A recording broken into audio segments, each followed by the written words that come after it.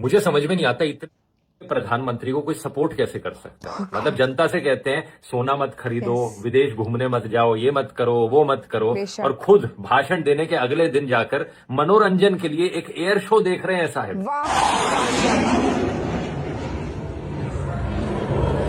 जनता को कहते हैं पेट्रोल डीजल कम इस्तेमाल करो, इलेक्ट्रिक गाड़ियां खरीदो, और खुद यहाँ पर 100 गाड़ियों की कॉन्वॉय चला रखी है। इनमें से कितनी गाड़ियां इलेक्ट्रिक गाड़ियां बता देना।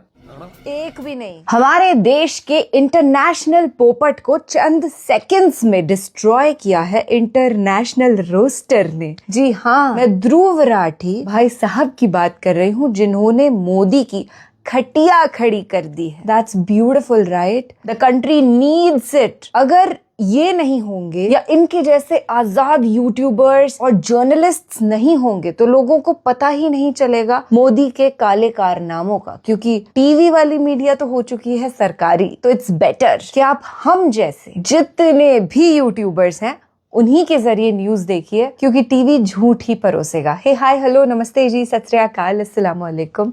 मैं निधि शर्मा इंडिया से, और मैंने लिया है प्रण कि 2029 में मोदी को किसी कीमत में पावर में नहीं आने देना। मुझे मालूम है कि इस मिशन में आप मेरे साथ हैं, इसीलिए मैं आपकी शुक्रगुजार हूँ। और आज ना बड़ा शायराना सा मूड हो रहा है। Thank you for being my partner, not in this crime but in this bliss, क्योंकि ये ना एक बड़ा ही आनंद वाला स्टेट है जब हम मिलकर के देश का सबसे नीच गलीच झूठा प्रचार मंत्री उसकी बुराई कर रहे हैं, and we are making sure कि वो इस गद्दी पे से, दैट्स मच सेक्रेड ना, वहां से उतर जाए। एक दिन इंशाल्लाह होकर रहेगा। मैं ये नहीं कह रहा कि सजेशंस गलत है, लेकिन एक लीडर का काम होता है लीड करना। मतलब जो दूसरों को कह रहे हो करने को, पहले खुद उन चीजों को करो। कम से कम अपने कॉन्वॉय में पहले इलेक्ट्रिक गाड़ियां चला लेते, कम से कम खुद से पहले वर्क फ्रॉम होम कर लेते, दूसरों को एडवाइस देने से पहले। और एडवाइस की टाइमिंग देखो दोस्तों, क्राइसिस तो 2 महीने से आई हुई है जब से ईरान वॉर शुरू हुई है, लेकिन इनका मुंह तभी खुला है जब इलेक्शन रिजल्ट्स आ गए। अगर पहले बोल देते इलेक्शन के दौरान तो इन्हें डर था कि कुछ सीटें हार जाती। क्या इस लेवल का सेल्फ ऑब्सेस्ड बंदा लीडर होना डिजर्व करता है? जब कहीं पर कुछ अच्छा होता है तो क्रेडिट लेने के लिए अपना चेहरा हर जगह चिपका देते हैं, लेकिन जैसे ही थोड़ी कठिनाइयां आई तो सारा काम जनता पर थोप दो।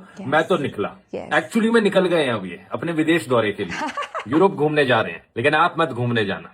तो लेने के देने पड़ गए। अरे अरे अरे ये क्या कर रही हो? अरे अरे अरे तुमको नहीं पता, मोदी जी बोले हैं पेट्रोल और डीजल बचाना है, देशभक्ति का सवाल है, इसलिए मैं गाड़ी अब धक्का देके लेके जाऊंगी। मोदी जी सर्वोपरि हैं, वो देश बचाने की बात कर रहे हैं। सोना मत खरीदो, ज्यादा मत घूमो, विदेश मत जाओ, तेल कम खाओ। अब वो ज्यादा दिन दूर नहीं है जब मोदी जी बोलेंगे खाना मत खाओ, गोबर खाओ। अपने 5 किलो राशन पे इतना गुमान है कि वो उसको डर है कि कहीं लोग उसको बेच के सोना ना खरीद लें। साल भर तक घर में कोई भी फंक्शन हो, कोई भी कार्यक्रम हो, हम सोने के गहने नहीं खरीदेंगे, सोना नहीं खरीदेंगे।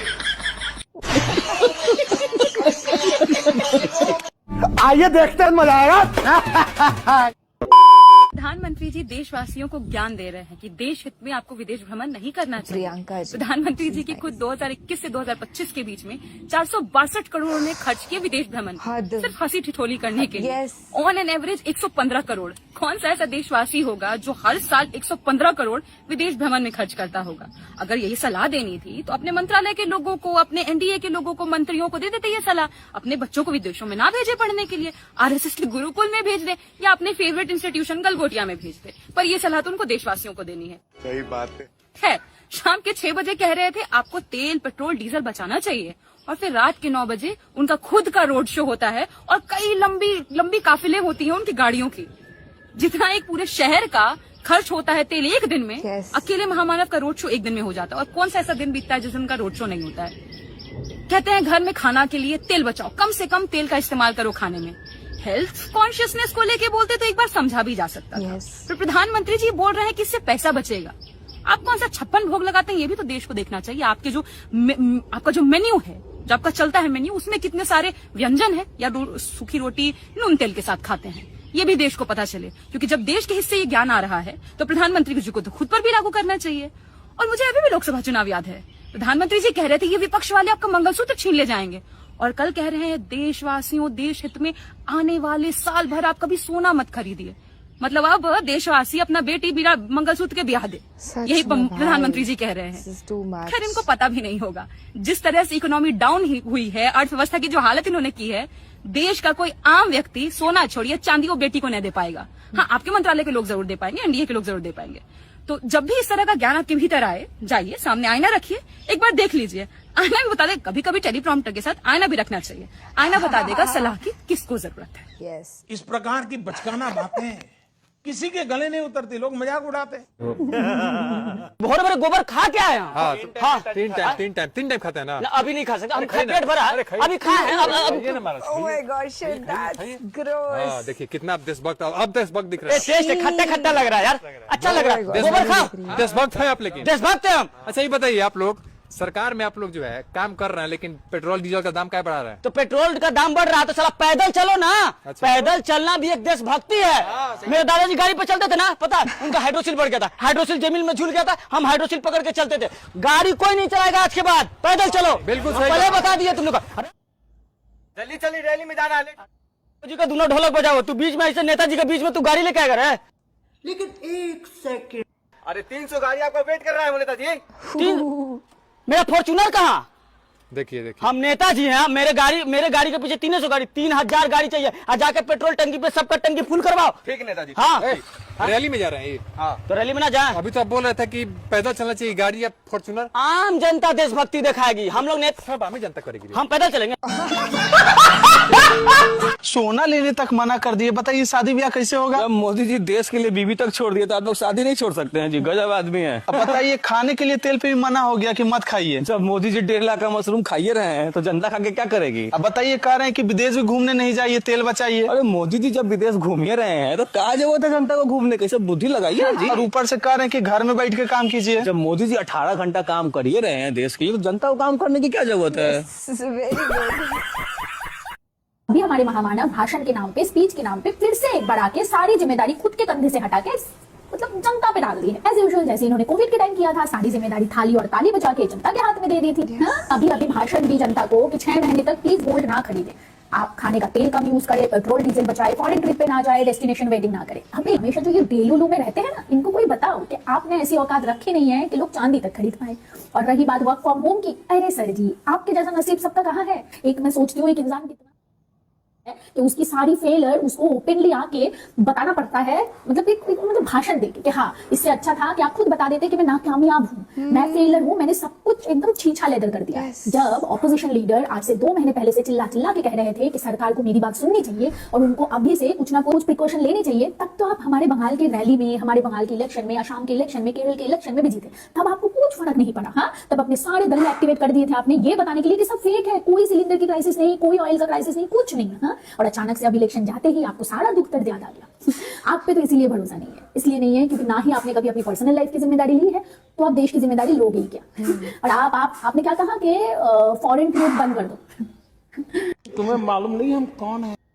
इंडिया की हालत आपने जो की है ना, बाहर जाने से ना हम इंडियन को खास को इज्जत मिलती नहीं। तो हमारी तो औकात रही नहीं। और हाँ, ये बात है कि शाम के 6 बजे जिन्होंने ये भाषण दिया कि पेट्रोल डीजल बचाओ, 8 बजे उन्होंने गुजरात के जामनगर में एक बड़ा काफिला लेकर निकल पड़े अपने शो पे। और वही नहीं, सुबह भी रोड शो किया। मतलब उसमें तो पेट्रोल नहीं जाते हैं, क्या करते हैं, गोमूत्र डाल के गाड़ी चलाते हैं आप। और आम आदमी से पेट्रोल और डीजल डालता है।